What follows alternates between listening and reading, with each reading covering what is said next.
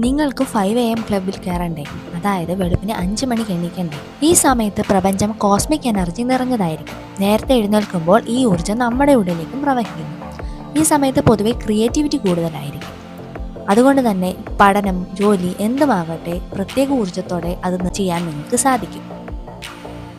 നമ്മുടെ ഉപബോധമണ്ഡലം കൂടുതൽ കൂർമ്മതയോടെ ഇരിക്കുന്ന സമയം കൂടിയാണിത്. ഈ സമയത്ത് ഏകാഗ്രത കൂടുതലായിരിക്കും. അതുകൊണ്ട് തന്നെ പഠനം ഈ സമയത്ത് വളരെ മികച്ചതാക്കാൻ നമുക്ക് സാധിക്കും. യോഗ, ധ്യാനം, ബ്രീത്തിങ് എക്സസൈസ്, വ്യായാമം ഇവയെല്ലാം ചെയ്യുന്നതിനും രാവിലെയുള്ള ഈ സമയം തന്നെയാണ് നല്ലത്. നാം നേരത്തെ എഴുന്നേറ്റാൽ ഒന്നിനും സമയം തികയുന്നില്ല എന്നുള്ള പരാതിയും നമുക്ക് ഒഴിവാക്കാം.